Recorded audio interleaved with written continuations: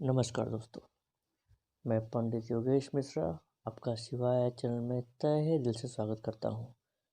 आज का वीडियो शुरू करने से पहले हम लोग इस महामंत्र का जाप करेंगे। हरे कृष्ण कृष्ण कृष्ण हरे हरे, हरे राम राम राम हरे हरे। आज हम लोग किस्मत या भाग्य के बारे में चर्चा करेंगे। हमें अपना कार्य ईमानदारी से करना चाहिए, बिना फल की चिंता किए हुए।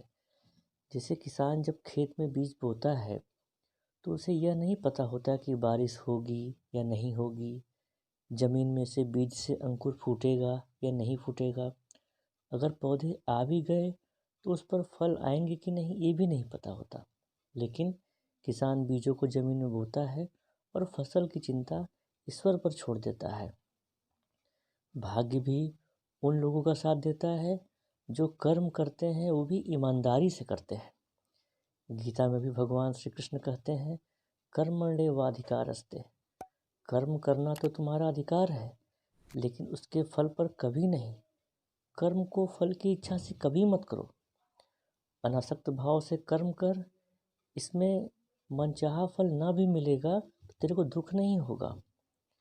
गोस्वामी तुलसीदास भी कहते हैं, कर्म प्रधान विश्व करी राखा, जो जस करहि सो तस फल चाखा। तो आप जैसा कर्म करेंगे उसी के अनुसार आपको फल मिलेगा। ज़िंदगी में हमें समझें, हम जिस भी क्षेत्र में हैं, जिस भी स्तर पर हों, हमें अपना कर्म करते रहना चाहिए, बिना फल की चिंता किए हुए। अब मैं आपको किस्मत या इसको भाग्य समझ लीजिए, दो छोटे छोटे एग्जाम्पल देकर बताता हूँ। एक लड़का था, बहुत पढ़ा लिखा लड़का था, बहुत प्रयास के बाद भी उसको नौकरी नहीं मिली। तो उसने क्या किया, घर बैठने से अच्छा उसने एक जगह ट्यूशन पढ़ाना शुरू कर दिया। ट्यूशन पढ़ाते पढ़ाते उसका दिन कट रहा था। एक दिन जहाँ वो ट्यूशन पढ़ाता था तो उस लड़के के पिता ने बोला, अरे बेटा आप क्या पढ़े लिखे हो?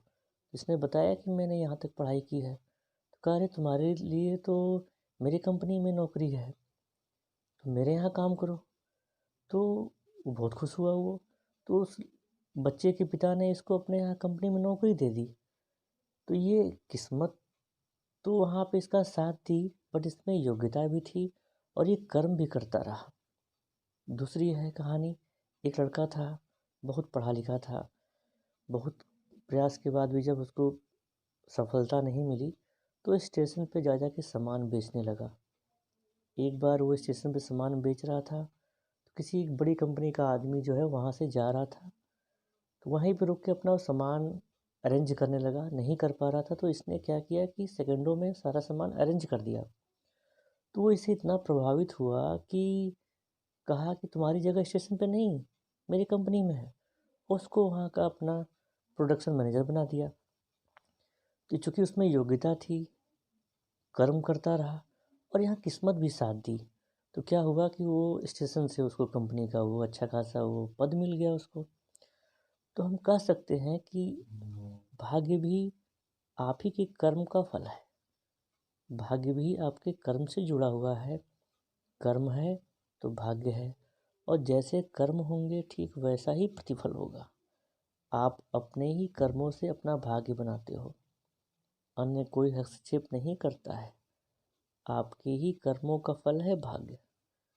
कर्मफल 3 प्रकार के होते हैं।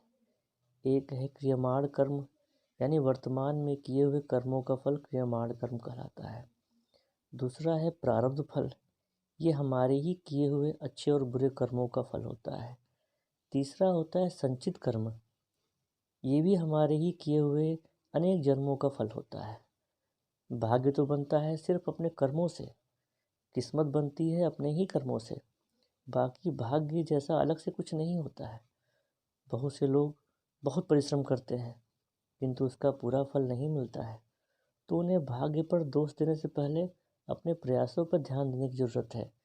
जैसा मैंने ऊपर 2 छोटे छोटे एग्जाम्पल दिया, 2 छोटी कहानी बताई कि इन दोनों बच्चों ने भी बहुत मेहनत किया, तो एक समय के बाद किस्मत का साथ मिला और इनके अंदर योग्यता थी, तो आज ये सफल हो गए।